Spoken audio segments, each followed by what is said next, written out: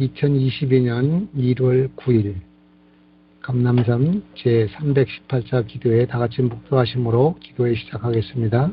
이제는 삼육대학 신학대학원장님이신 박춘식 목사님께서 귀한 말씀을 증거해 주시겠습니다. 박춘식 목사님. 성도 여러분 안녕하셨습니까?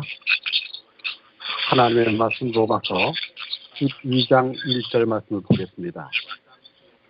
그러므로 형제들아 내가 하나님의 모든 자비하심으로 너희를 권하노니 너희 몸을 하나님이 기뻐하시는 거룩한 산제로 드리라.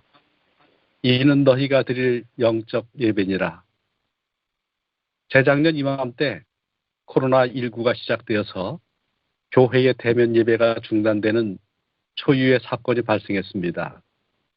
비장한 심정으로 한국연합회에서 송출하는 방송을 보면서 안식일 예배를 드렸습니다. 팬데믹 시대의 대표적인 변화는 비대면입니다. 쇼핑도, 직장도, 문화생활도, 인간관계도 비대면입니다. 교회도 그렇게 변했습니다. 미디어 사역이 강화되었습니다.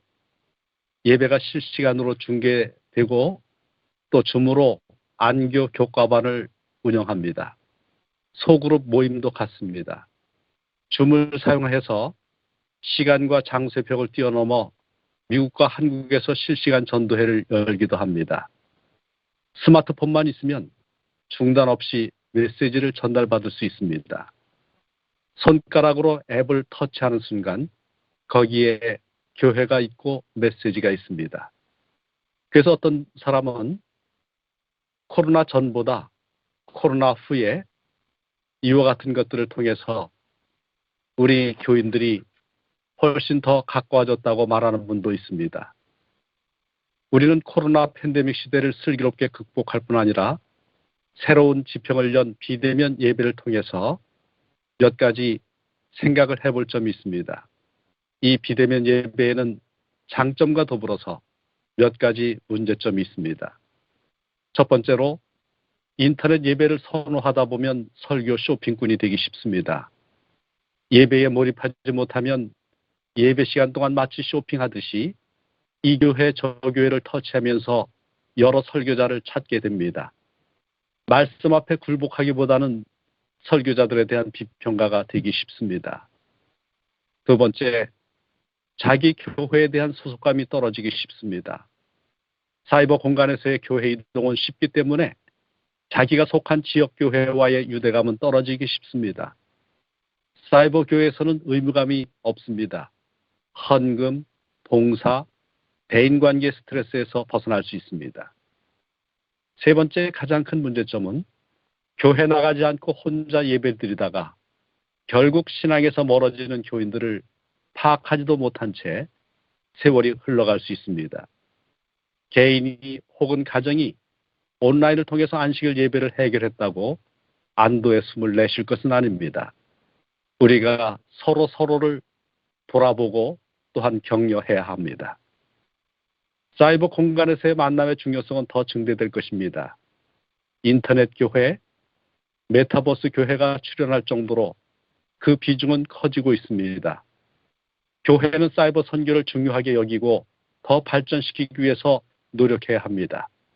우리에게 맡겨주신 천국 복음을 땅끝까지 전하라는 사명을 완수하기 위해서 우리는 온라인 교회든 오프라인 교회든 가리지 말고 최선을 다해서 복음을 전파해야 합니다.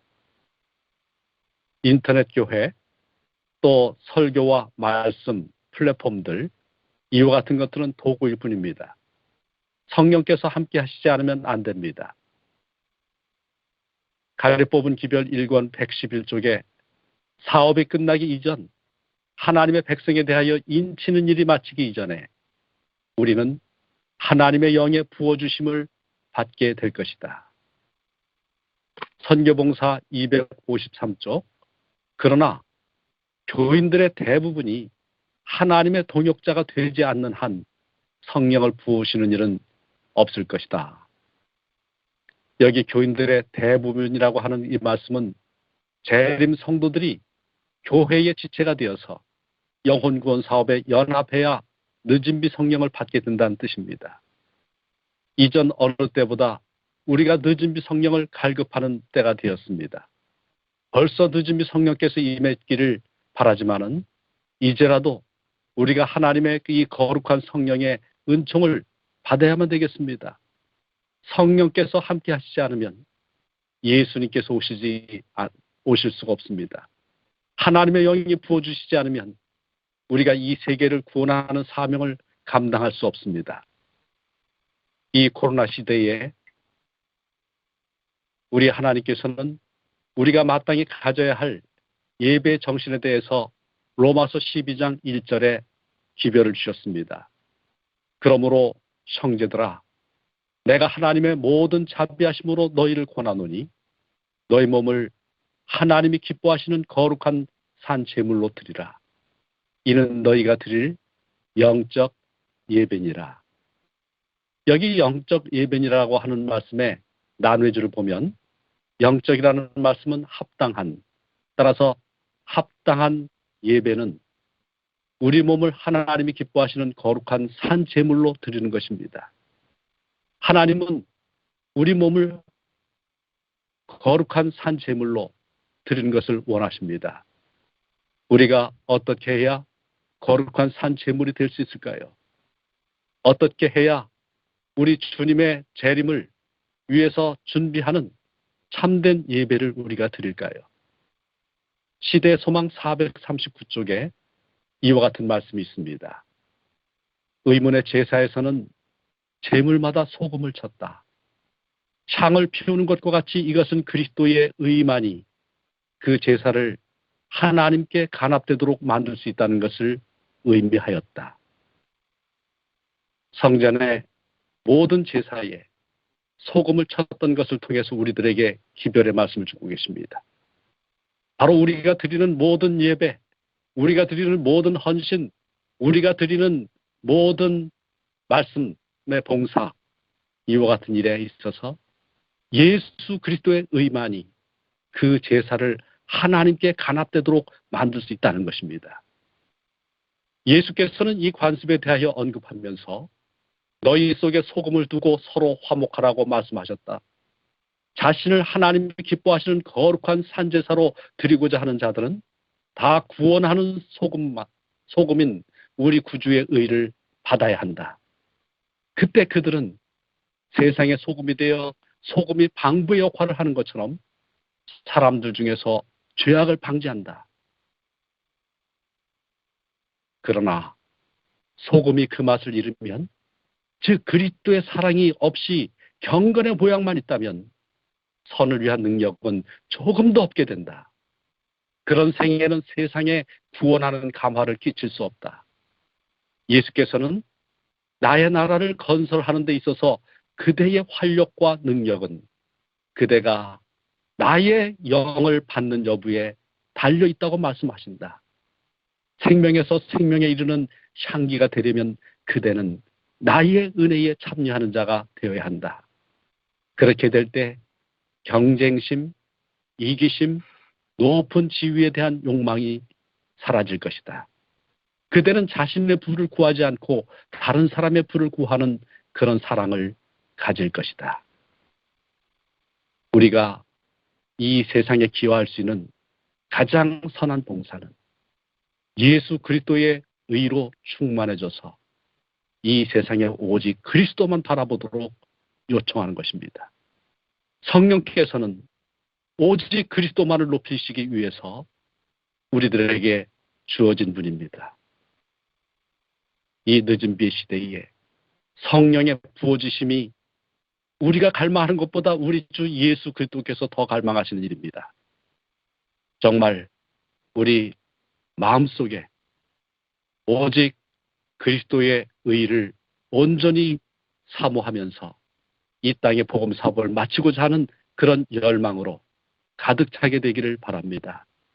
하나님의 은혜가 우리에게 주신 이 새로운 한 해 동안에 차고 넘치게 되기를 바라면서 말씀을 마치도록 하겠습니다. 하늘에 계신 아버지 하나님, 아멘. 여호와여, 주는 주의 일을 이 수년 내에 부응하게 하옵소서. 이 수년 내에 나타내시옵소서. 아버지, 수년 내가 아니라 바로 지금 저희가 절실하게 필요한 것이 바로 신앙 부흥입니다. 지금 하나님의 영이 함께 하시지 않으면 저희가 모든 것이 풍족한 것 같지만은 저희가 가난하고 가련하고 헐벗게 되어 있는 모습을 발견할 수밖에 없습니다. 우리를 살려주는 새벽에 내려주시는 하나님의 그 귀한 은혜, 우리의 한국 교회가 갈망하게 하여 주시고 우리 한국의 목사님들이 갈망하게 하여 주시고 매번 당신께 무릎 꿇을 때마다 우리가 힘을 합쳐서 우리 성령님 우리에게 부어주시기를 탄원하는 교회가 되게 하여 주시옵소서. 아버지 하나님, 우리 속에 당신의 영을 부어 주시옵소서. 우리 하나님의 거룩하신 은혜가 날마다 우리를 인도하시고 우리를 통해 이 세상을 구원하시는 우리 주 예수 그리스도의 놀라운 그 아름다운 의가 전파되고 또한 하나님의 은총 가운데 우리 모두가 기뻐하는 마지막 이 오순절을 저희가 경험하도록 축복해 주시기를 그리스도 예수 이름으로 기도합니다. 아멘.